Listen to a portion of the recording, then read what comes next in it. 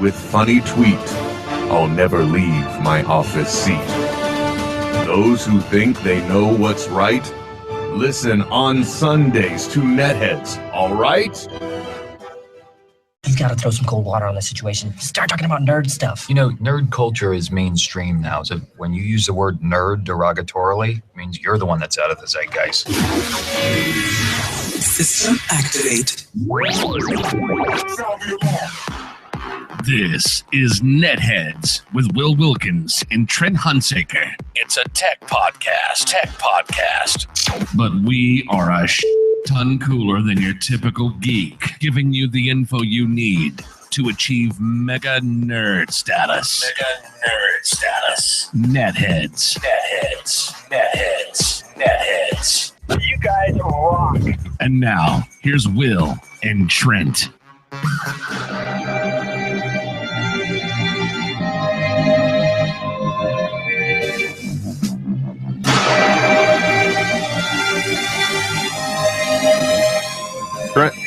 Trent, Yeah. I'm not gonna lie. Yeah, talk to me, Goose. I feel pretty accomplished. Oh? Because right now, just as that intro was playing, where Mr. Announcer guy kicked in, Yeah.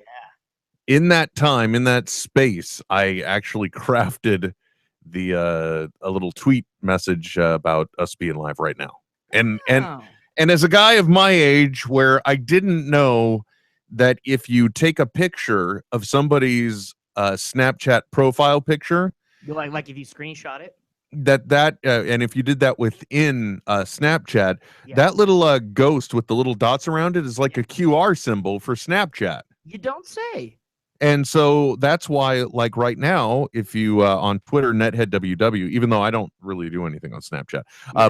but I changed my profile picture on Twitter Oh, okay. to that, so that way if somebody were to take a snap of that, then they Sure. could Snapchat with the chatty snap. Sure. You know, my you know, and Snapchat about 3 months, maybe longer, 3 months ago, I think, they changed their UI to where user interface to where it used to be that you have all your different people that you're following on Snapchat. You could just tap on one of them, and you would see all their stories, and then it would go back into the regular news feed, right? To the regular feed. They've changed that for obvious reasons, as they are, you know, they sold for a lot of money. But now, when you tap on one and you start going through everyone's snap, or at least the person you want to see their snap story, it goes right into the next person's snap story, and there's really no way to get back. Aside from like exiting out and going back. So I have kind of stopped using Snapchat. That said, Mr. Wilkins, that said, they do allow you to do a GIF for your photo, your profile picture, right? And what I did for mine was I took this is a trick I learned from the illustrious Sarah Silverman, the Conan O'Brien show. Yeah, I turned my phone sideways, and then I let my lips just kind of hang. Like, Oh my God, like I this. remember the exact clip that you're Yeah. talking about And then I now. just push my tongue right at the top out just a little bit and kind of just let it wiggle back and forth like murmur, murmur, murmur. And that, so if you look at my Snapchat profile and you have a dirty mind or have seen lady bits before, you might get the wrong impression. Trent, oh, you rascally rabbit, you. Weirdly, it has not increased my followers on Snapchat, which is fine because I don't use it that often. You know, Because of the user interface. I had an epiphany, Trent. Yes. Because last weekend, as you know, had to first of all, still gotta love the fact that I was podcasting while I was sick, but I didn't go to the family barbecue. So again, my apologies to my family. Yeah, I was just gonna say that's the adult definition of playing hooky. But then again, in my defense, like I can even tell you that I didn't eat anything, I think, until after midnight that night, because I was just feeling so terrible. It's like I didn't want to take anything in because I didn't want to introduce anything, you know? Yeah, oh, I know. But that also may have been nerves too, because I went to the San Francisco showing of Yoga Hosers. Oh, okay, go on. And Trent, I got to tell you, Dime, as my Spanish friends might say. I never really kind of, I don't want to say I didn't understand, because I did understand, but There was a moment when you were hosting Jay and Silent Bob Get Old at your brick and mortar Death Ray Comics. Yes. Where you were backstage, and there was a moment where Mr. Smith just connected with you on a human level, and he was like, "Hey, man, come on over here. Let's get a picture." Oh, right? Yes, right, yeah, because and you're just so busy. You've got so much shit going on. You're essentially working. You don't want to fuck shit up. That's the last thing on your mind. Right, and then, but then you got all that stuff going on. But then Kevin Smith, he realized what this moment was, and he's like, "Have we gotten a picture? No, come on, man, come over here. Let's take a picture." Yep. Took a moment. Everybody took a moment because I mean, like he was busy tagging stuff, all these things. Yeah. But there was a moment. It was that moment where you guys connected on a human level. And because, believe it or not, folks, celebrities, humans too. I go figure, right? Yeah, weird. I ended up not actually seeing Yoga Hosers on Sunday. What? Because I had a similar moment like that. And I just got to say, it was nice. That was it. That's all I'm going to say about it. He's a good dude. But I still have not broken the streak yet. You know, at first there was The Undertaker. Sure. Yeah. And WrestleMania 30, we had Brock Lesnar come in, and maybe he was supposed to beat him, maybe he wasn't supposed to beat him. We'll never know, you know. But the streak was broken. Yeah. So there's a NetHeads version of the streak, in case you didn't know. I have in all of these years, I have not taken a picture with Kevin Smith. Smart move. Smart move. I haven't, Trent. I haven't done it. Here's the thing, Will. As Judge John Hodgman of the Judge John Hodgman podcast has always said, and I fully agree with him, whenever you ask someone, whether it be for a photo or to do something for you, you're sacrificing personal capital. You're then indebted to them to some extent, and you know, never a lender nor a debtor be is my rule. Hear that, government, for all those student loans? Okay, we're having fun. I'm glad we are. Isn't it wonderful? By the way, if you want to take part in the program, one of many different ways. The main one, people chime in on #NetHeads on Twitter. You can also Skype us, NetHeads on air on Skype. There. I just knocking those out of the way. Not trying to take any thunder from you, Trent. No, not. Gotta give a shout out to our good friend, longtime listener, ZDigital13s, who using the #NetHeads said your Snapchat looks like two fingers moving a mouse. Well, that's take sex ed again. Maybe somebody's double clicking a mouse. It's been a while. By the way, also to make things a little easier too, if you ever want to find out where to watch the YouTube while we happen to be live, I made it real simple. Just netheadsonair.com/live. It'll always be so much easier. Isn't it just? So much easier. So, because there's no dash, there's no slash, no extra. We don't need it. You know, we'll get you right to the content. Yeah. And that's the goddamn point, I tell you. That's why we're here. So I haven't asked. Oh, by the way, just one moment of silence. There we go. Now we're recording on all channels. I was gonna say for our dignity, or no, yeah, really. Well, no, just for all the shit going on in the world. Sure. Anyway, so I have not taken a picture with Kevin Smith. I haven't done a selfie. I haven't, but you know, I have had other opportunities for other things. I have a videotape somewhere in this god awful mess I call my home, where I had the opportunity to interview him not once but twice. And one of those times I was on camera for it. And God, I wish I had that guy's hair and waistline. And I'm talking about. You mean past Will? Yeah, past Will. Sure. Past Will. So, you know, that's why I'm not going to complain about it. But like today, or not today, but last week on that trip out, I was wondering, is this going to be it? But then after the entire day plays out, it's just kind of like that was the last thing on my mind anyway. Oh my God. Yeah, dude. Until I'm on the drive home and I realize, oh, hey, still didn't take a picture with him. Happened, but didn't. Actually, you know what else was really cool about that event was that his sister was in San Francisco and she was at the show. So for those of you who aren't familiar, if you would like to see a 25-year-old photo or video representation of his sister. She is the one in Clerks who manually masturbates animals for artificial insemination. Also, I think at the end of Chasing Amy, she's Alyssa's new girlfriend. Oh, really? I didn't know that at the Comic-Con. I could be completely wrong. Okay, it's near the end of the day. We're not used to doing this show late anymore. Trent's getting older. I'm getting a lot older. Yeah. So, I may be right. I may be wrong. You know what, Trent? I may be right. You may be crazy.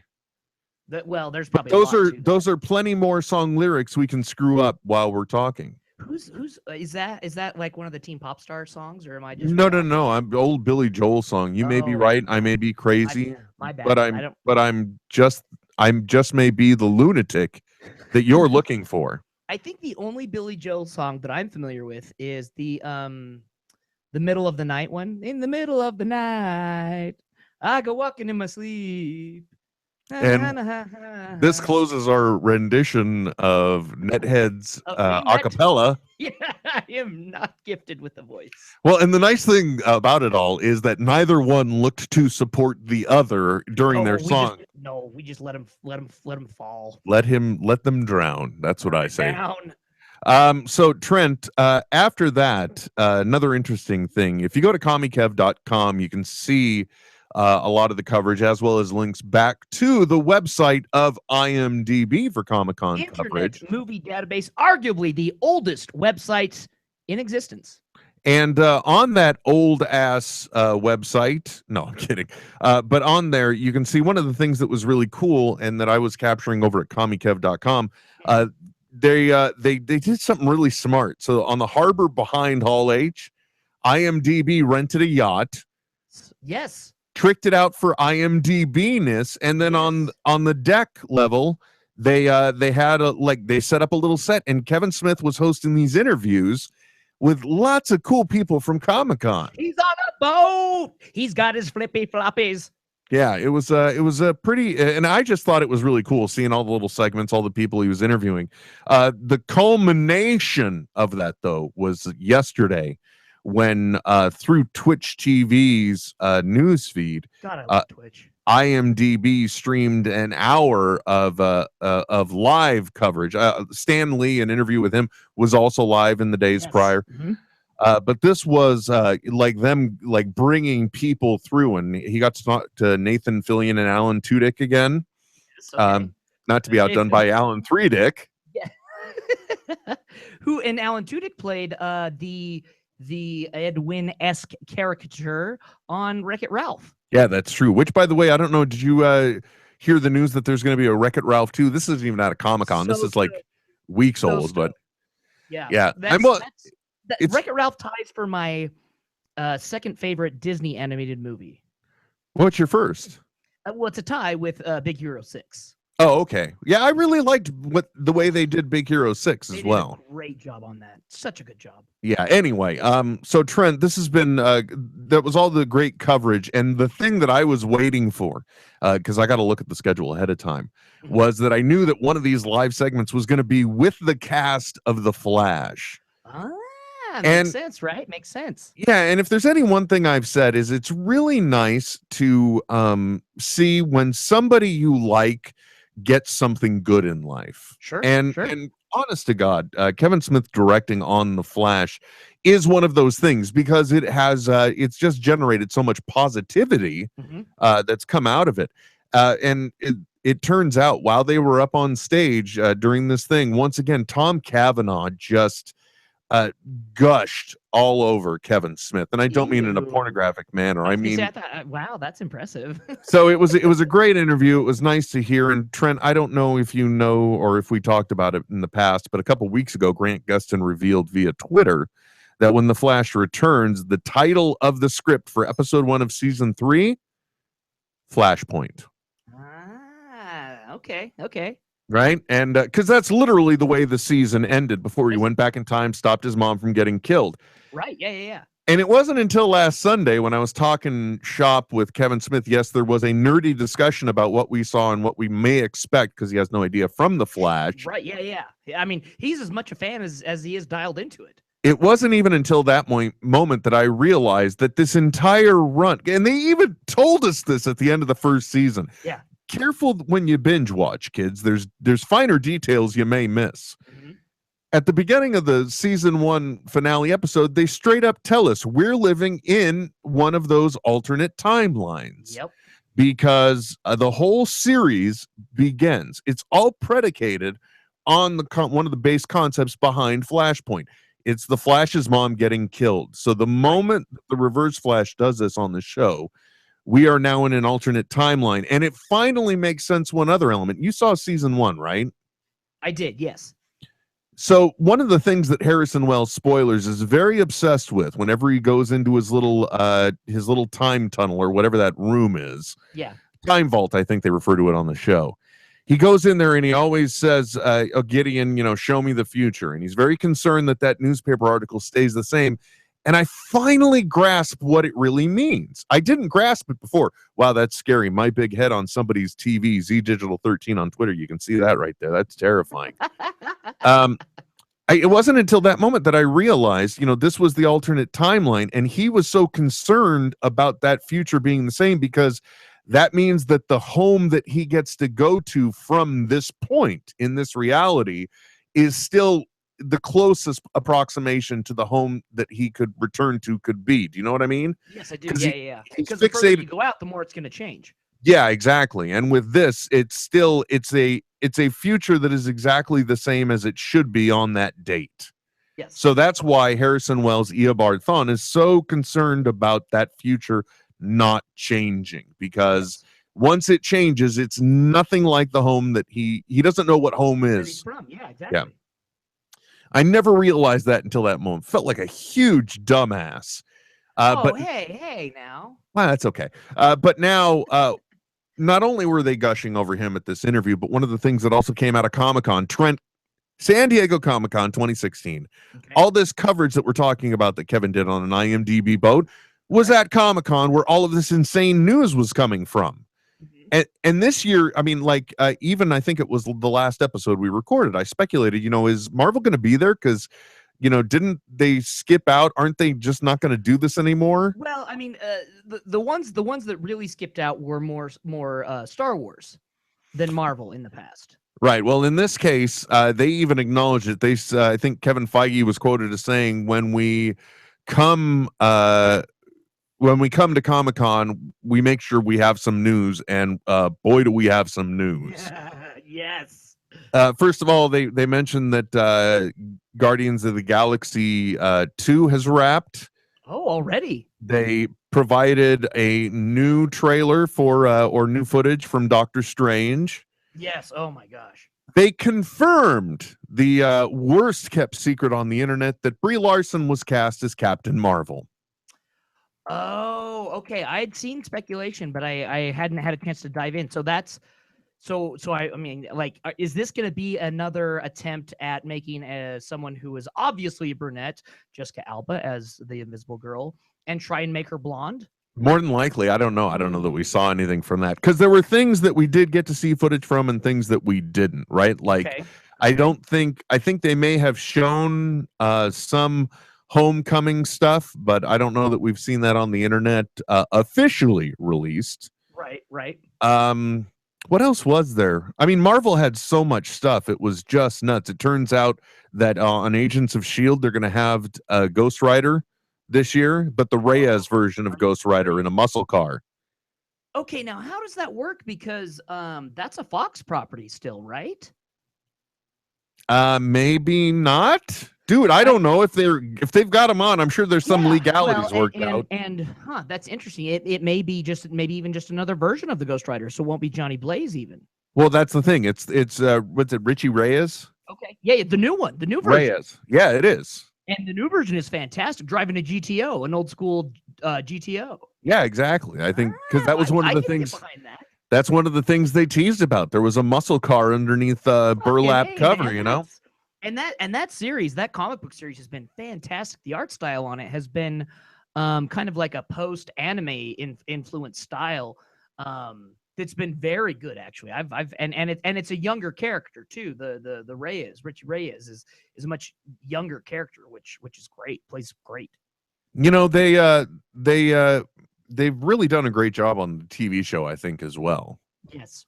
I've been very pleased with what they've done, especially since they got to keep one of what was arguably my favorite characters in the Marvel universe with Agent Coulson, keeping him going.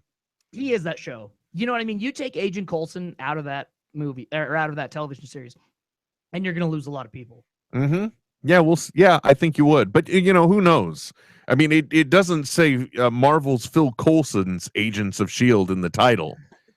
You know, there's a rumor, Trent, that after years of Buffy the Vampire Slayer, when Joss Whedon was starting up his Firefly TV show, he even told the cast, by the way, everybody, you'll notice the name of the show is Firefly. That's the hatch, so let's all be cool, okay? Yep, exactly.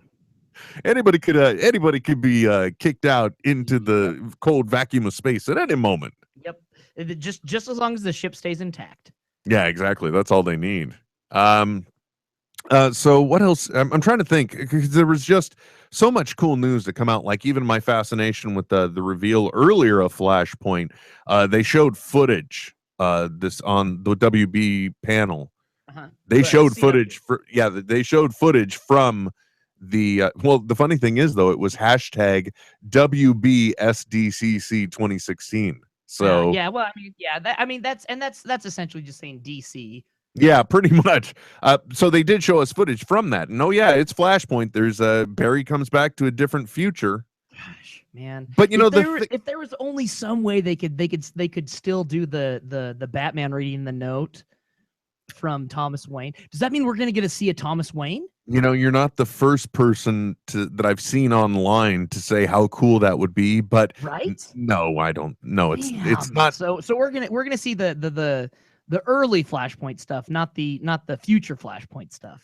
What we're gonna see probably, this is all speculation, what we're going to see is it's going to be the CW's best attempt at doing something interesting and unique while probably taking certain elements from the concept to carry it to fruition. Yeah. I don't think we're going to see anything on the level of complexity of, even if you go and you look like on Netflix, they have the Flashpoint, what is it? Flashpoint Crisis or something? Yes, it's an animated feature, and it's not even going to be anything. Basically tells the comic story of Flashpoint. Yeah, it's not even going to be anything that complex. Yeah, which I mean is complex, but very good. If you haven't seen it, you definitely should.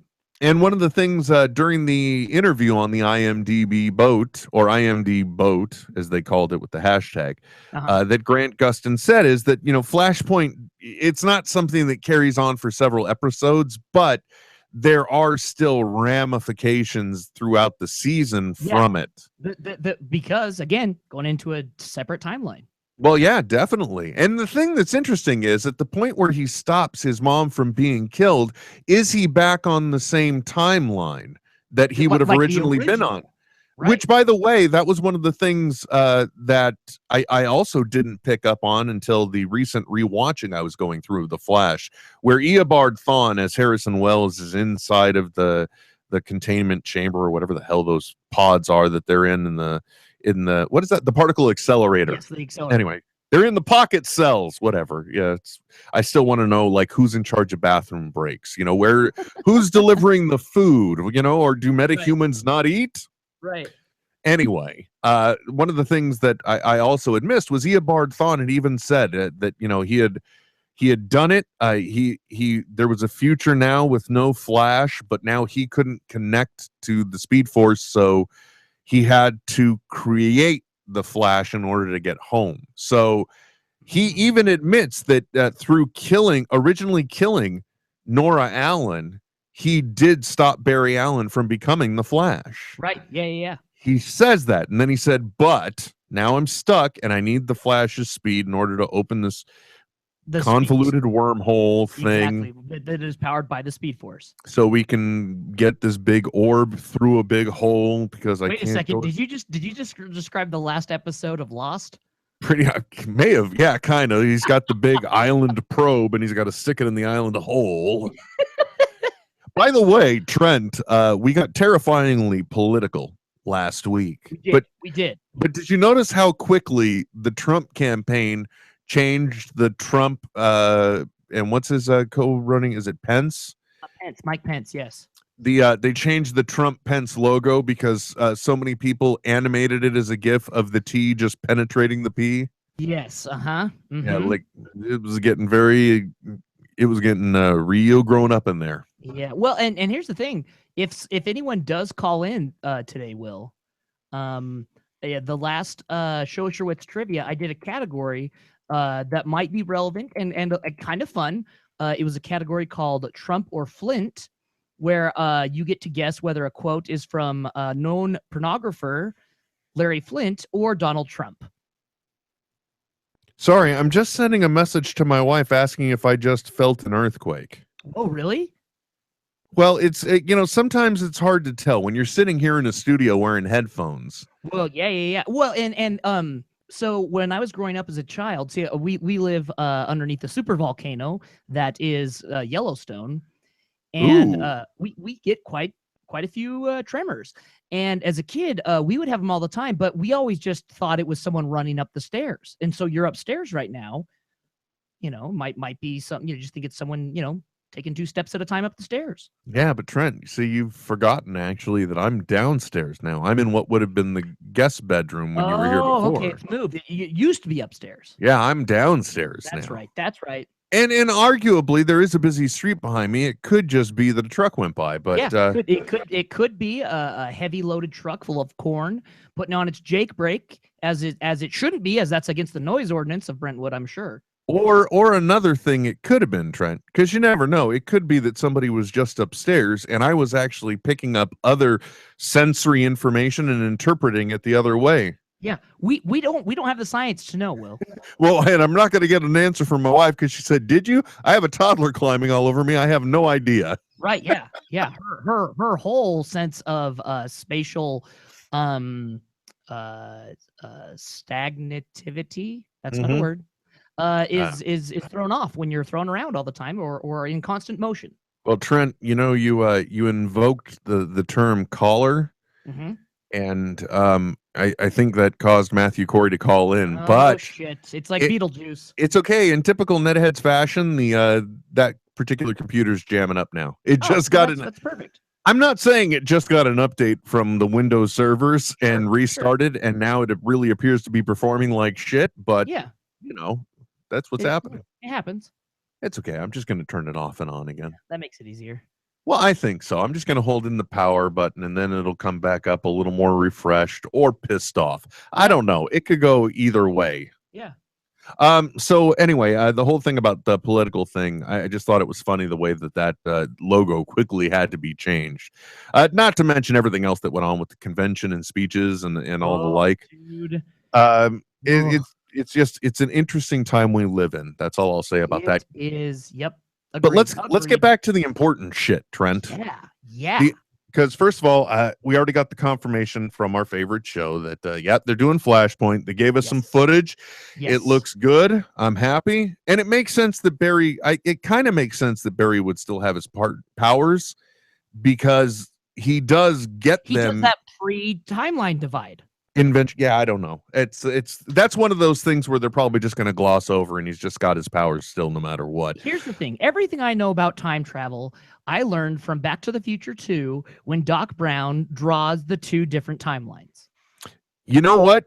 Me too. That's kind of like, okay, well, how far back did he go? Exactly. Did he go before the other change? Because that could then. So yeah, you're right. And the show does reference Back to the Future a lot. Yeah, so much so, if there's ever a moment where I could get confirmation from somebody that actually works in the visual effects of the show, that same episode I was talking about, when Barry does return to the future, when he goes to the past the first time and ends up not saving his mom, when he pops into that room, there it really feels like the same number of and almost sound of the DeLorean coming in. Yeah, exactly. I was just like, the moment I saw that, I was like, oh, which is the universal sound for time travel. It is now.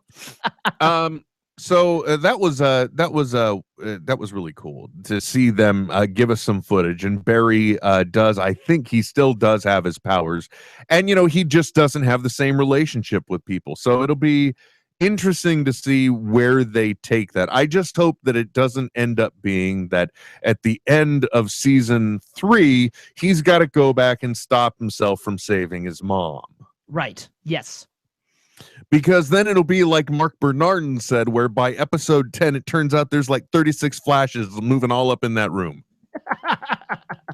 Which, you know what? There are that many, if not more, an infinite amount of universe. Actually, that's a class act thing that kind of happened on Twitter as well. Not that I mean to be jerking off Grant Gustin so much. Sure, but I mean, why not? If he's gonna gush all over Kevin Smith, someone ought to do him some work to get him there. Well, yeah, and I never thought of it that any way, Trent. But and now you make it sound like my patriotic duty. Yo, hey, if you're an American, you gotta do it. I'm with you, buddy. I'm with you. No, you always we go in these directions and then I get derailed. Yeah, it's okay. It's not fair. It's not right. But one of the other things he did, one of the things that came out of Comic-Con, Trent. Comic-Con. The WB panel was insane, or DC, whichever way you want to look at it. Yeah. They showed us the trailer for Wonder Woman, which my biggest favorite takeaway from it was that she admits not knowing what a man looks like, and when asked, what about your father, she says, I don't have a father. I was given life by Zeus. Yep. And I'm like, wow, they're sticking to it. Absolutely. Why not, man? Fucking built from clay and then brought to life by Zeus. Okay.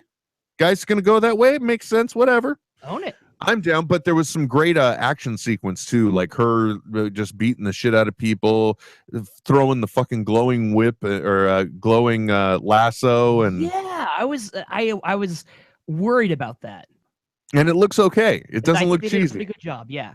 It doesn't look like trying to throw electric bands around people's wrists or anyway. Right. Doesn't look like that. So the Wonder Woman stuff was cool, but then they also gave us not a trailer, but just some Justice League footage. Right. Which was basically Bruce Wayne going around and trying to put the team together. Mm-hmm. And then it just featured a massive scene with what's his name? Ezra, the guy that's playing the Flash. Oh, yes. I can't remember his name. Never can remember anybody's name. But anyway, it features him a lot. It features the Flash a lot in this preview footage.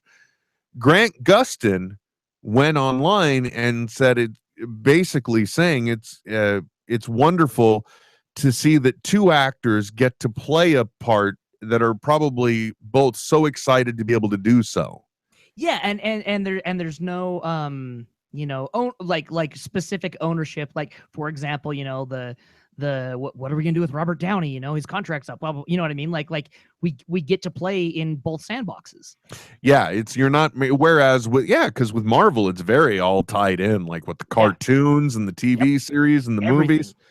It's your universe, as they say. Yeah, but that's the other thing that's kind of cool when you think about it. DC was really the first ones to kind of cash in on the multiverse idea concept, in my opinion. And it's really cool that when you think about it, we kind of get to live in a real world multiverse, because you can have a different Flash in all these different mediums, and it's okay. Absolutely. You know what I mean? And your fanboy doesn't have to get upset because it's explained by how a wizard did it. Thank you very much. I was going to be the one trying to use the wizard line today.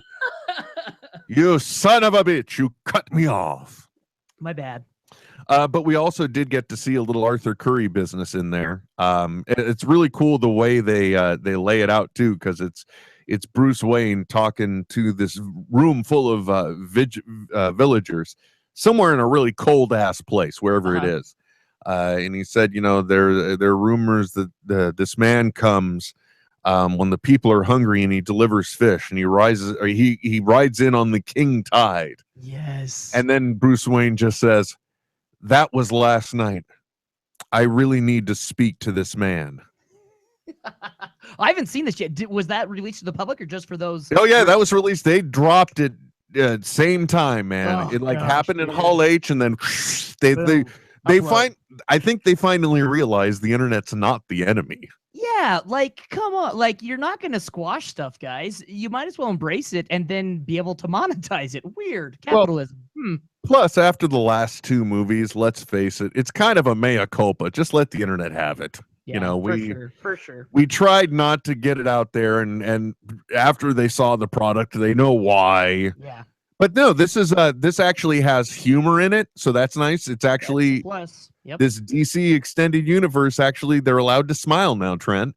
Well, and it's I think that's a smart move because you know, I was speaking with a at the Salt Lake Comic-Con Fan Expo. I was speaking with one of the artists I interviewed, his wife, and they had just so that was the weekend that Superman opened, or Batman v Superman opened, and they went and saw it. And the film is you know, has a very heavy tone, not a lot of laughter, but they were, you know, she and her husband, the artist, were complaining.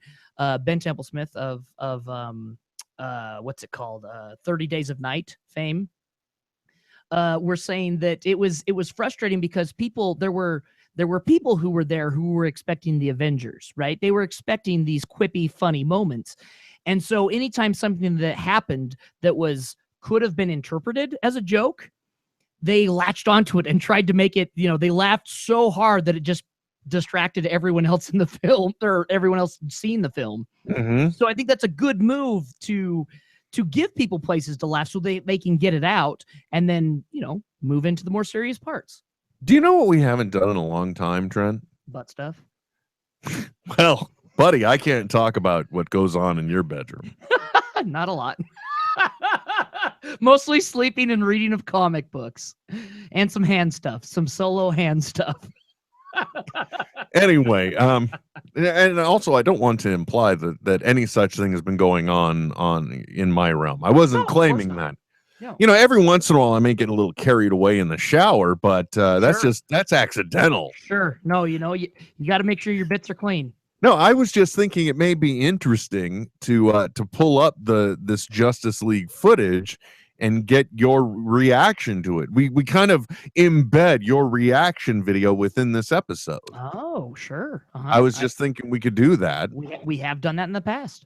And I can pull it up on this side as well, so that way we would hear the audio. Sure. Yeah, and it would run at the same time. We would just have to coordinate the source and agree on the countdown for hit and play, and then get pissed off because an ad kicks in. Right, and then we're like, oh man, and then we'll talk about how, like, well, you know, if we want it for free, we got to be able to, you know, wait the 4 seconds before we can skip the ad. Even at 30 seconds, we got, you know, we got to appreciate the free content. Yeah, but now that I realize that whole ad thing, I say screw it.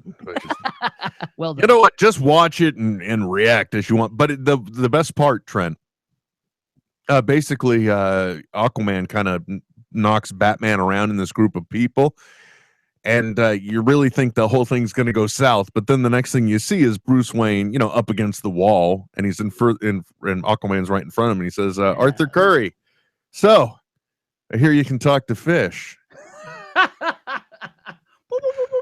Exactly, right? Come on. And it's okay for Bruce Wayne to make a joke because he's not Bruce. Because as we've said, Bruce Wayne is the Mask. So yeah, exactly. Yes, exactly. He can be lighthearted there. Yes. But it was nice to see it wasn't completely joyless. The one thing I was shocked about on the Wonder Woman footage, I was pretty sure. Hold on, I got to reply to the boss real quick. Yeah. No, by all means.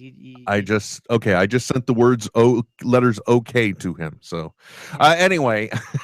Oh, that boss. That boss. Not the real boss. Yeah, the other boss. Say, dude, did you feel it or not? Yeah, and we still don't know. Yeah. I could go to, I'm sure, like usgs.gov, but whatever. In fact, I believe Jim Sale tweeted out a link with that will tell you that. Yeah, but that machine blew up. That's the one that blew up. I had the Twitter open on it too, and it's just. Why do you make me go there, Trent? I'm sorry. it was nice to see that they were able to bring humor into their universe. And what I was about to say with the Wonder Woman footage, it was really great to see, but they didn't cash in on what I thought they would have earlier on, which was because have you seen Batman versus Superman yet? I you know what? I have not yet seen it. Okay, so when Wonder Woman, and I mean Wonder Woman, I'm not talking about Diana Prince walking around. Yeah. Doing stuff, because that's what it is. Most of the movie, it's Diana Princing around. Yeah. But in like Wonder Woman or Batman v Superman. Yes, in Batman v Superman, she's just Diana Princing around. Right. In the very so she's like all about like Purple Rain and Doves Not That Cry and Trent. You know, buddy, if that's your interpretation, sure, bud. She's prancing around, you know what I mean? She's holed up in Minnesota. Yes, she's weird documentaries that no one will ever see. Wondering what it sounds like when the doves cry. Okay, exactly. I'm with We have no idea. When she shows up as Wonder Woman, though, and she is kicking ass, there is a Wonder Woman theme that kicks in, right? Music-wise. Yeah. And it's great, man. It's just like boom, boom, boom, boom, boom. And then some other, it's when you hear it, it's wonderful. Okay. Yeah. And they didn't cash in on that until they're showing her name or the logo coming up on screen at the very end. Okay. And it was finally at that point that, they cashed in on that. I would have expected it a little bit sooner, like during some of the action sequences, but that didn't happen. All right. Well, after all that, the question is out there. Mr. Matthew Corey, can you hear us and can we hear you? I can hear you. Can you hear me? We kind of can hear you. Barely hear you, son. I could probably. Well, let me see if it's anything on my side. Let me hold on. Let me just check the Jimmy Whack on the flippity flaws. Tokyo here, folks. Let me. Did you check the ball bearings, Trent? Well, here's the thing, Will. You gotta just make sure you don't have an impedance mismatch. Whoa! What did you just say? Mismatch? Yeah, because I mean, if you get your UHF hooked up into your VHF, you might get an impedance mismatch, and that can shock you. Okay. I'll take your word for it. I could try hitting this, but that's probably the best I could do. Why don't you try one more time, Mr. Corey? Well, you already tried turning it off and on, so we did that one already. That sounds a little better. Does it sound a little better? What do you? After all of that, sir, what's your goddamn point? Well, Trent had said something about if somebody called in, he had a contest or a game for them. Oh, Trent, why did you do that? It's a good, Will. It's a good one. It's okay. A really good one. All right. Well, sir, I hand the microphone over to you. Okay. So here's how this game's gonna work. So the two of you are gonna be playing against each other for non-existent points or anything. Oh, hold on. I got stake in the game? Oh, dude, you are. It's you versus Roller Dog NC, my friend. You do realize I have the ability to mute his input, right? I like where this is going. There's no way I can lose this game. Advantage Wilkins. It's okay. I'll start looking at Twitter so I forget what's going on. So I'm going to read a quote. Okay. And the first one to either say Trump or Flint is the first person to answer. And if you get it wrong, the other person gets it right. So Will, you could, I mean, theoretically say nothing and still win the game. Okay, no, wait a minute. You got to say Trump or Flint. So I'm going to read a quote, and either of you, if you think it's Trump, Donald Trump, or known pornographer, CEO of Larry Flint, or yes, of Hustler magazine, Larry Flint, either or. Not Colonel Flint from G.I. Joe. Correct. No. You say I think it was Lieutenant Flint, but whatever. Well, that's okay. Last week, Trent, I was so loopy from not feeling well. I said Tasha Yar was the ship's counselor. You didn't even correct me. Well, because you know what? Here's the thing. Not a big Star Trek fan. It's okay. And Counselor Deanna Troy. Does that make you feel better, Matthew? Turn in your comm badge and pips. You're not a real fan. Oh, shit. Dude, do you know what, though? This is from a content generator for the Star Trek. I got to tell you, by the way, Think Geek, Trent, they got different sales going on, right? Sure. One of the sales, they got sales on apparel, and it's a back-to-school thing. And one of the things that they have that I'm deeply considering getting, even though you can only get it in gold or blue, Star Trek The Next Generation uniform pajamas. Okay. So you can have it. It's still got to go blue. Then you can't. You got to be an ensign. You can't go red shirt, dude. Oh yeah, because on next gen the yellows are the reds, Yes. and That is and right. the That is gold right. Yeah, shirts. yeah. they flipped it around because Yeah. they wanted to confuse us. Unless you're like a security officer. So my whole point being, they look really cool, but the pips and the badge are sewn on, so I couldn't hand those in. Oh, right. Okay. Anyway, so whether it's Larry Flint or Donald Trump. Yes, you say Trump if you think it's Donald Trump, or you say Flint. Okay. Now the only problem here is that Mr. Corey is still coming in kind of low. Yes, so he's gonna have to use his big boy voice. Yes, and I think maybe what we should do is we should like ring in or something instead. Well, that's why you say so. If you think you know it, you just blurt it out, and I'll be the judge as to who said it and if they got it right, and then if not, who the other one goes to the other person. I'm gonna so lose, but okay. Okay. Do you ready. understand? I got it. Roller Dog NC, do you understand? I understand. Okay. First quote, Trump or Flint. I don't know why, but I seem to bring out either the best or worst in women. Trump. Correct. Well done. That comes from The Art of the Comeback. That is one on the board for me. Thank you. Next quote.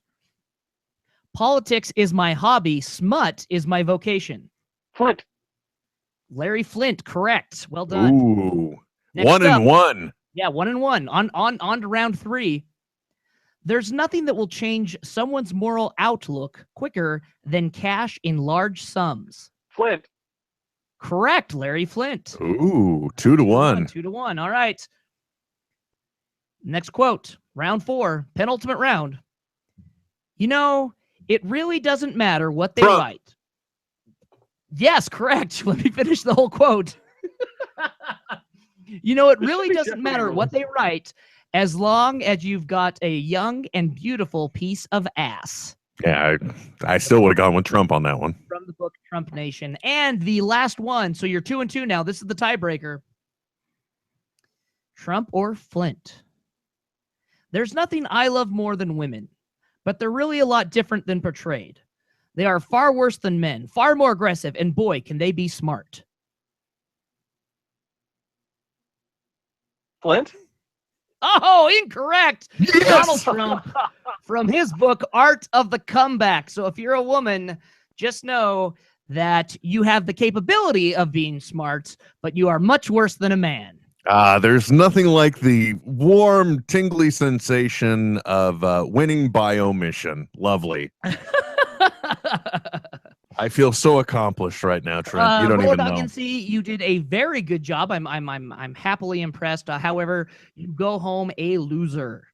And I'm already home, so. And I win nothing. So really, we're exactly where we were before, but we got through 6 minutes and 40 seconds of show. So thank you so much, sir.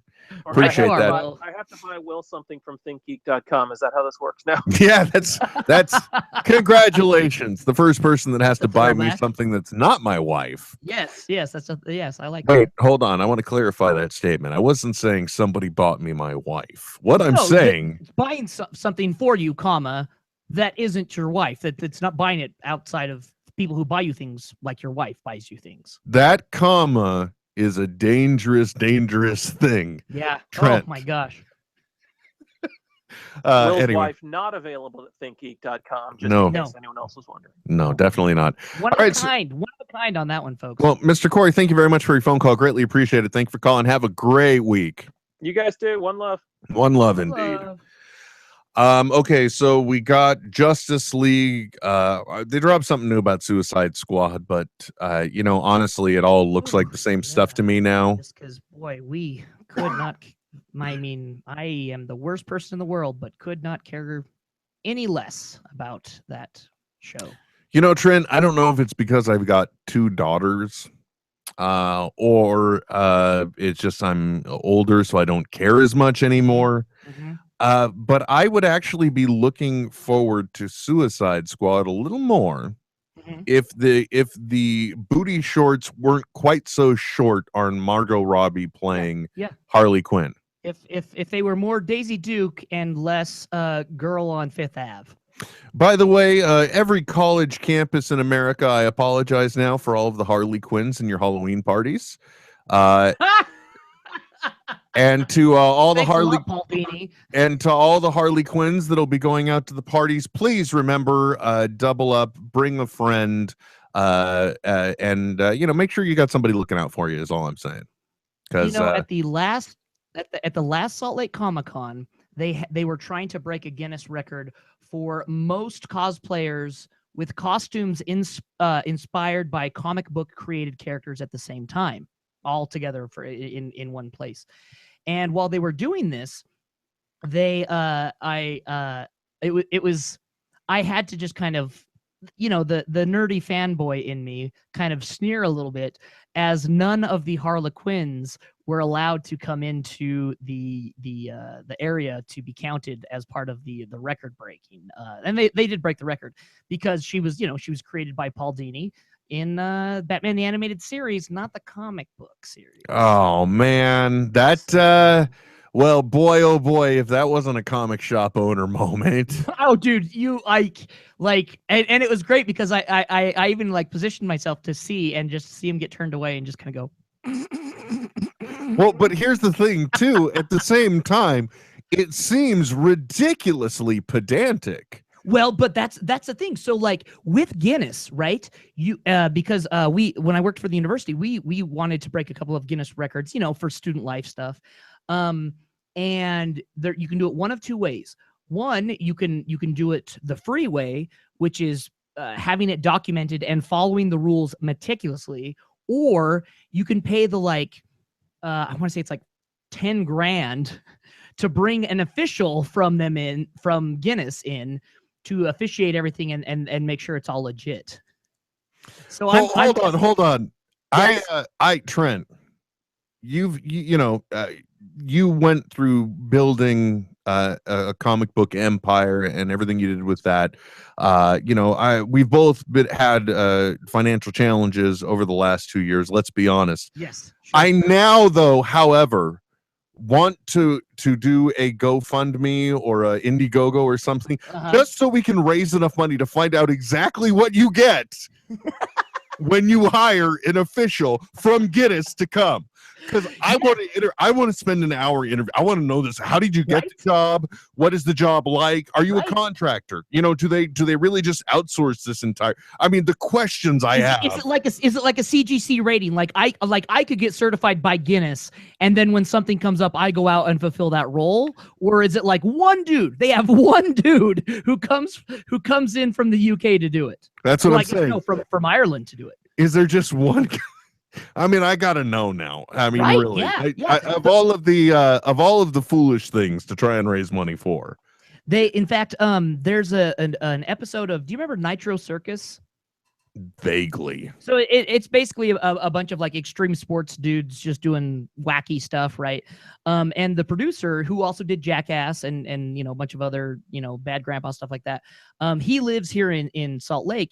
And so they actually, for an episode, they brought in one of those Guinness guys, and they tried to break as many records as they could in one day, then breaking another record for the most records broken in a day. Oh, okay. But I mean, that's MTV money. You know what I mean? That's Viacom. You can throw that shit around. Yeah, exactly. Yeah, you just. By the way, Trent, over here on the East Coast, no, the West Coast. I'm on the West Coast. Depends on if you're facing north or south, I think. Yeah, pretty much. But I am on the West Coast, and we are just 22 minutes away, if you're listening to us live, guys, from on AMC, the premiere of Kevin Smith and Greg Grunberg's new show, Geeking Out. Geeking Out, yes. Which it's interesting. They're doing their premiere this weekend because it's like the Comic-Con edition. Right, makes sense. And then they come back later on in the year. So you get. Remember back in the day when they would actually air pilots? No. Way before you would actually see them? No. Like in a series? Well, that's kind of what they're doing, but it's already a set deal. We're going to get it. Yeah, exactly. And it's cool that they were able to do this. But I got to tell you, if you think about it, it's amazing the way video production has changed. Oh, it used to be, if they were shooting footage like this, you would have to, after every take, you'd have to have a runner pick up the negatives, rush them to processing, doing all this. I mean, but now instead, they were literally videotaping a segment from what I saw them retweeting of Kevin Smith handing out donuts at the Hall H line. Yep. All you need is a Dropbox account. Yep. And you could be a field reporter shooting footage. Yep. Yeah. Just give me an FTL and I can upload it and we're good to go. There you go. It's the same thing, dude. Remember when Tusk was in very early post-production, and we had Smodcast episodes of Kevin going to Red Bank and having the guys watch the show and then talk about it before he even made the final cut. You know what I mean? Like that's bonkers to me, man. And he's just, got his laptop. He's, working on it here and there, doing this, doing that. Like that's bonkers to me. I know. I mean, it was kind of the same, like when he had Tusk and he ended up showing, I think the first 30 minutes of the film at Death Ray Comics. And that too was just something he burned out of his laptop. Yeah, like straight off the laptop. Here, I just burned this, put this in the DVD player. We'll run this. Like, whoa, really? But it's like, wait a minute. So you're just walking around with a movie on your laptop. Yeah. Which, we've both seen Patton Oswalt's address where he points out that anyone with a cell phone has more filmmaking technology in their hand now than Orson Welles had in making Citizen Kane. Yeah. Oh, yeah. Like when you used to actually have a full-on editing bay, to go things, then actually cut film and and scotched. Well, not you didn't scotch tape it unless it was pretty low budget. even myself, I used to have an SVHS edit bay with an edit controller, right? And a hybrid. It was interesting. It was a system that was a digital editor that was trying to emulate digital editing while still being a physical edit bay. Yeah, it's even in the way we view films, there used to be a time when the projectionist had to be there to load the reels in time so that it was seamless in between the different reels of film throughout a movie. Instead, no, they just send you a hard drive and you plug it in and hit play. It's crazy. It is absolutely nuts. By the way, Matthew Corey also pointing out that he saw the new Trek movie. He enjoyed it. And also our good friend Ryan Connolly pointed out he was watching live. So, hey, Ryan. Sorry we didn't. I have heard fantastic things about the new Trek movie, actually. Well, I know that the moment I heard that it was more like an episode of Star Trek, I got excited. Yeah. And it's not lack of interest. I got to admit it. I used to work at a company that was one of the partners in sponsorship for the movie. So every time one of the newer Star Trek movies was coming out, I got to see it a little early and I got to see it for free. Oh, nice. Yeah. And now I don't have those perks. You don't get that anymore. No. And I have a toddler, so I haven't been out to see it either. Yeah. I want to see it, but I haven't. Yeah, gosh, we all do. Yeah. Was there anything else really cool that came out of Comic-Con? I've kind of been I just got my motorcycle back from the mechanic, and I've been riding motorcycles nonstop. I've got like these sweet tan lines on my wrists from where the gloves are, and I've kind of been unplugged from things for this weekend. Hold on a second. Let's wrap up this week's episode, dipping into a little place. Even though I'm going to actually ask more questions than I normally do. Sure. Yeah. But I really think we should take a turn into Trent's Corner. Or not. Cue the music. Well, I thought I did. I thought if I hit I thought I was already. It's that time where we find out what is in Trent's Corner. Ew, what's that? I don't want to do this, but I'm going to anyway. What is in Trent's Corner? That's right. I talk way too damn much. Trent spends a lot of time going, yeah, oh, yeah, oh, So we like to have him. I love Carl's Jr. There we go. But I find this actually fascinating. Yesterday, just so you guys know, we were originally going to record yesterday, or pardon me, we weren't. I tabled, could we do it yesterday? Yeah. And I got back the most amazing. May I just read the text exchange? Please. I loved this. I couldn't imagine. I mean, and I'll tell you why in a moment, and then I'll let you speak to it. I apologize. I know it's your corner.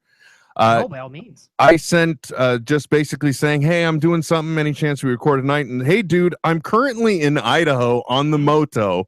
Yep. I'll hit you when I'm back. Now, I got to tell you, Trent, I love this for two reasons. One, because it just sounds like you're out having fun on your motorcycle. Yeah.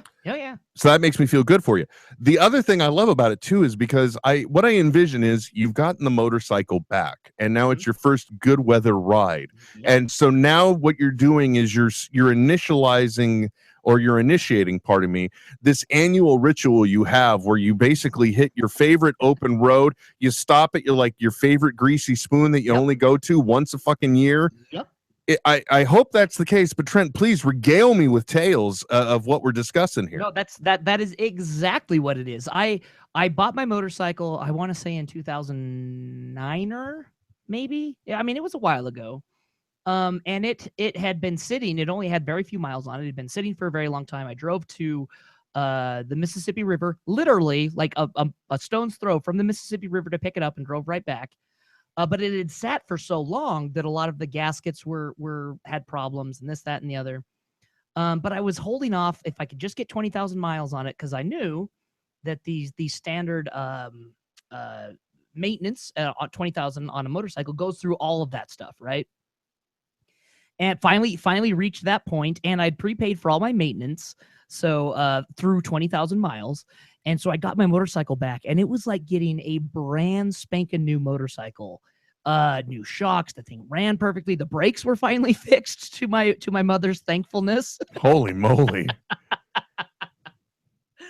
But yeah, so I just took off and I rode and rode and rode. It was a blast. Yeah. I and I take a map with me, because a lot of times where I'm going, you don't have any cell service. So you just look at a map. Hey, I haven't been down this road before. Let's see where it ends up, and then take off. It's fun. Yeah. That's what I did. That was my Saturday. But it wasn't like a set ritualistic, this is my favorite road and this is my favorite restaurant to stop at. No. And I do have those. But those are usually the longer day trips, going to like Oatman, Arizona, or the Sawtooth Beartooth Pass in near Cody, Wyoming, etc. But still, I don't know about these places. And please fucking tell me more. I love these names. Yeah. Or oh man, it's a great ride I love doing is going up to Dubois, Wyoming, and it is pronounced Dubois, despite the fact that it is named after the French trapper Dubois. Oh man, I love that. They've just no, there's no French here. Like if you say Dubois, you're liable to get punched in the mouth. Or I mean, if you say Dubois. Don't say Dubois. No, gosh, no, do not. Don't even think about it. They get your ass whooped. But on top of that, Utah gets 2 4th of Julys. And I don't know if you've been able to hear, there's a lot of fireworks going on outside right now. The 24th of July, today, was the date that the Mormons came into the Salt Lake Valley. And it's a state holiday. So everything is closed tomorrow. So I get 2 3-day weekends in the month of July.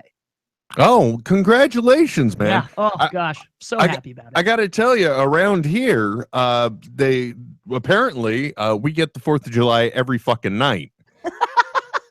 A lot of fireworks going off? Yeah. The other day, so much so, because, when you have an internal bathroom, one of the codes is that you got to have a vent in there and you got to have a fan. Yes. So that way, when somebody's taking a shower, you have a way to get rid of that massive buildup of moisture. Correct. Yep. So everyone, and I was gonna say, unless you want to open the window and let everybody watch you wash your naughty bits. But which is fine. But in an internal bathroom, there's no window. Right. Correct. So nobody, which is the reason why it's my preferred one. I know there's one point of entry, one point of exit, unless it comes up through the toilet, which is very unlikely. Right. So that's why it's my favorite bathroom. The chosen firework of choice around here appears to be an occasionally thrown triplet of M80s. Ugh. So they get so loud that what they do is the concussions. Yeah. When they hit the vent on the roof and they come and they reverberate into the bathroom, to me it sounds like somebody's pounding on the door. And I'm like, can I get 5 minutes of peace? Come on, I didn't even get underneath the balls. What is it now? Come on. So they've been celebrating the 4th of July every single night.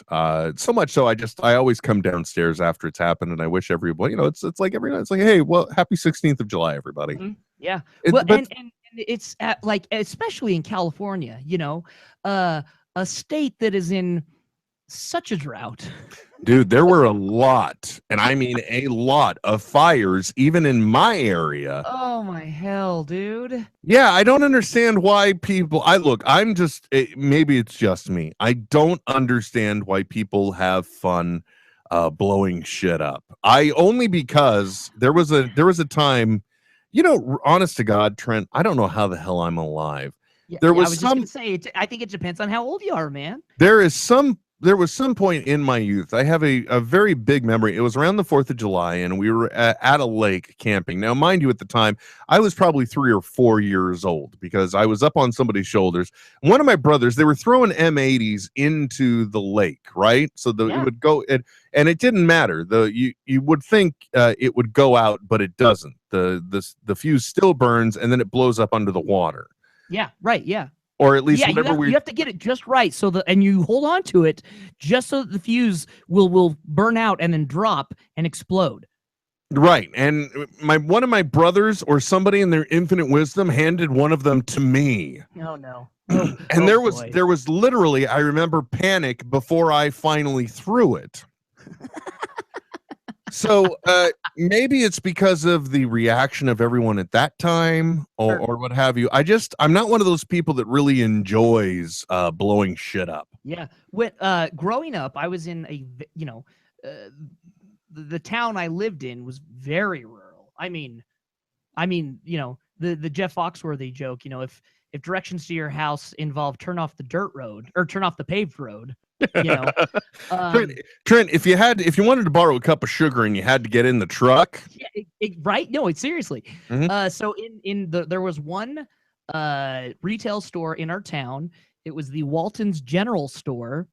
It was also the post office, and there you could get cowboy boots, you could get fireworks, you could get a soda, or you could get the mail, right?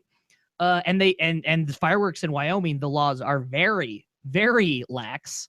So on a regular basis during the summer, I would just be blowing up army men in my sandbox at 6 years old, dude. Like, go up there and like you go into like stores and they have like the jar of penny candy that you can get. They had that, but with M80s. So you go in there, stick your fist in, grab out a bunch, buy, and So at the time, yes, I fucking loved blowing shit up. Now, not a fan. No, okay, so it's good to know that even though we've walked these two very different paths, yes, yeah, absolutely. Well, and the other thing too is any pet owner, especially dogs, around the 4th of July, every humane society will tell you that the weekend of the 4th of July is the busiest week of the year, as they're rounding up all these dogs that freak the fuck out. It happened in my neighborhood. We live in the modern era, so there's some app that you can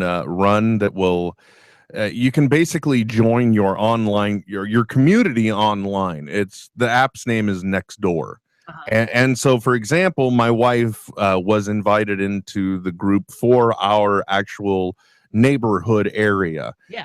And through that, we found out about one of my neighbors just 2 houses down has a dog named Snoop. I think it's a Shar-Pei.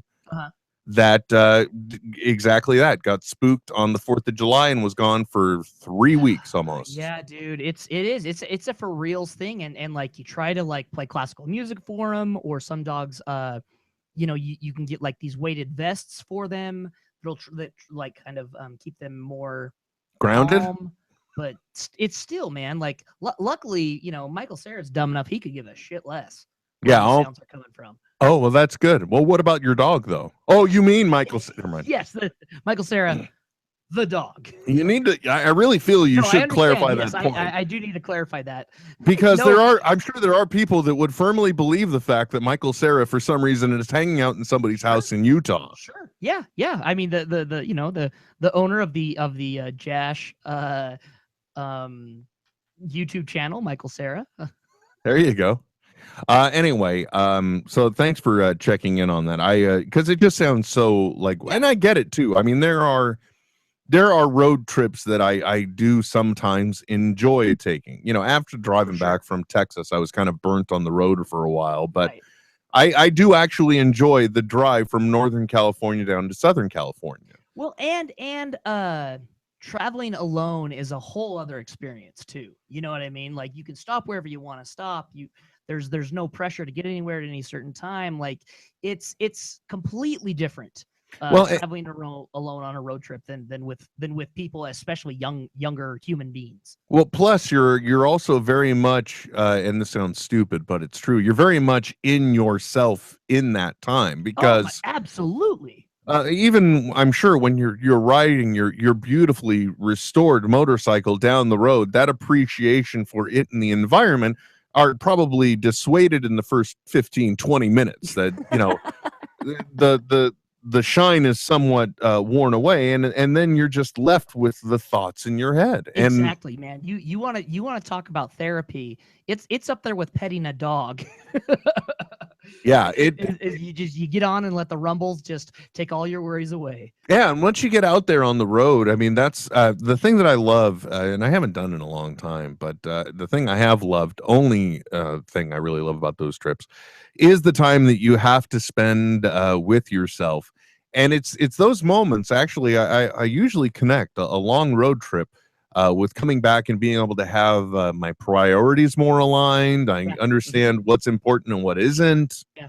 So I fully support you on that. I was just, I had this like romanticized thing in my head. It's like Trent gets on the motorcycle and he's just in his head. He knows he's got to stop at Lucy's Cafe. And well, in which for me, I'm tweeting back out to DC Cantel, the Shooting Star Saloon. Oh man, wouldn't miss it. You know, there are and this is one of the things that I think helps us reconnect with the world as well. Unfortunately, touristy places are really the ones that kind of stay the same. Right. Yeah. But in I think it's it's a place that's a little north of Sacramento, up around the Jackson area. I think it's called Sutter's Mill or Sutter's Creek. And all it really is it's one strip of this town that has been turned into craft stores and boutiques, and it's got bed and breakfasts along the path. Sure, yep. But there's one place there that I used to love going. It was the I think it was called the All American Cafe, and they would still serve soda in a Coke shaped glass. They would do regular fountain sodas and fountain sundaes and floats, and it's one of those things where if I was going there, I'd look forward to that. Trips up to Lake Berryessa, there used to be this one pizzeria. I can't remember the name of it, but their slogan was, "We toss them, they're awesome." And it's those little places that you really that help get you back in touch with just the reality of the world, as totally, it were, because we get stuck in our loops. Yep. And it's nice to know that they're still there. There are parts of the freeway now that actually, I think it's official. There is very little left to the original freeways in my area that I know my dad would have driven on. He would have actually been on. Yeah. Isn't that crazy? Yeah. So that's, that's a very humbling thing for me, because it's, in order to gauge our mortality or what have you, the things we remember of other people are important, at least to me. And it kind of is a bummer for me. It's like, there's not, even something as simple as the mile markers. There was this one little strip on Highway 4 where there was a speedometer test. Yeah. And you get a stopwatch and you're going 60 seconds, you go 60 miles per hour, and you look at the differential to see if your speedometer's off or not. Yeah, see how far off your speedometer is. Yeah. Back before, it's all computers and stuff, but even those mile markers are gone now. So, and I think about it because my dad spent a lot of time going out to the water in the area, because he always had boats. He loved having a boat. Nice, I don't know why. I seems like a pain in the ass expense, but I remember those times on the water, so I'm glad my dad did it. Yeah. I don't know if my kids even like water the same way, so. But it's those. Like, what are my kids gonna have memories of? Some jackass sitting behind a bunch of computer monitors. That's not the kind of. Into his room and talks to his quote unquote friend. Yeah, and somebody that we're still not sure really exists. Yeah, they say he was here, but I don't remember it. I was too young. It could have been anyone. Oh, before we do wrap things up for the night, though, definitely got to give a major shout out to our friend Jez on Twitter at SuperBongman, who runs the Tell 'em Steve Dave Army Ants Worldwide and other Smodco stuff website, or other Smodco Stories Facebook page. Yeah, we're now hitting the point where the air has gotten so warm in our rooms we can't actually breathe. Yeah, but he is listening live all the way in the UK, so thanks, man. Oh, right on. Glad you could join us. That's part of the things that make it fun when you're able to do things live and get to interact with people. For those of you listening to the podcast and wondering what all this nonsense is about and why are they talking about the open road and not more of that Comic-Con crap, but you know what? The footage is all out there and you're all going to see it anyway. So if you're listening to a podcast for it, then you're not getting the best visual experience for it anyway. You know, hopefully we've lit that spark to go out there and find it. Yeah, exactly. That's what you wanted. Because I'm telling you, man, that Wonder Woman footage is pretty impressive. Oh man, I gotta go. Yeah, I watched the trailer, but on mute. I haven't got a chance to watch it with the full sound. And it's very interesting that they're doing pre-World War II Wonder Woman stuff. Yeah. Well, no, she can't. Are they? Is it pre-war? Yeah. It's World War I era. Yeah, 1918. I think it totally is World War I. Yeah. So that was I didn't know what to expect from the Wonder Woman movie, so I was pleasantly surprised when I saw what I saw, and the stuff I saw from Justice League. Boy, oh boy, the funniest part about it is you can tell that they were being so earnest in making sure we understood that people were capable of smiling. Well, it's like, okay, yeah, we heard it, we get it, we understand. It's a bit of a downer. You'd like a little more laughter. Here you go. Play it up real tight. Yeah. All right, man. Well, thanks for joining me. I appreciate it.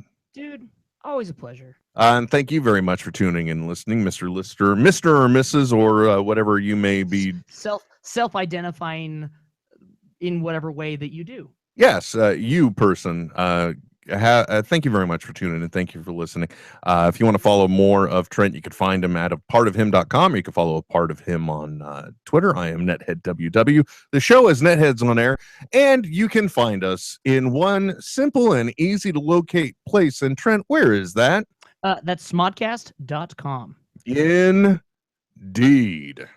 By the way, now I keep stomping on you saying that because I keep forgetting that I need to press this button. So then I have to, I got to come in afterwards instead of it being a nice clean thing like me saying, and where is that, Trent? Well, it's smodcast.com, Will.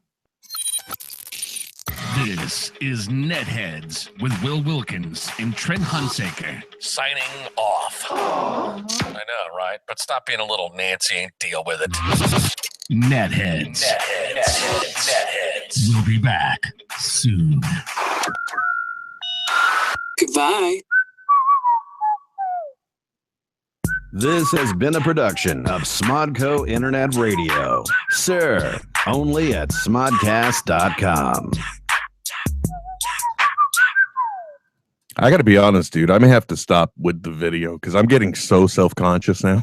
Well, whatevs. Dude. I mean, you're fine with it. You're cool. But I just, look at my angle, dude. I just it's all up on me. So I either got to look at the camera or I just got to look away. You're like, hey, I'm not a barbecue, so why you up on my grill? Do you get it? I do get it. Thank you for that, man. By the way, didn't want to mislead. Although I didn't get to see Yoga Hosers Sunday night. Sure. I did get to see Yoga Hosers. And I got to say, it's everything that I expected of it, and I thoroughly enjoyed it. Good. See, that's all I want. I just want to sit down and fucking giggle and be like, this is awesome. I love this. Well, and I think it's been made very clear. It is in no way, shape, or form a movie that in any way takes itself seriously. And those are the best ones. Sometimes they can be, like the original. What was it? I can't. It was an anthology movie. It wasn't Tales from the Crypt, but it was something else. Police Academy. No. Citizens on Patrol. That's a comedy movie. Oh. No, I'm thinking of the anthology series. One of the ones. It was a Stephen King thing too, and like he was in one of the segments where he played like Jordy or Jared or something. A guy who found a meteorite bit, and then it ends up growing plant material over everything, including him. You know what I'm talking about? No, okay, never. And I know a lot of Stephen King, so I don't know that one. That was one of the movies, so I think we should just end it here now that I've made a fool out of myself. Let it go, man.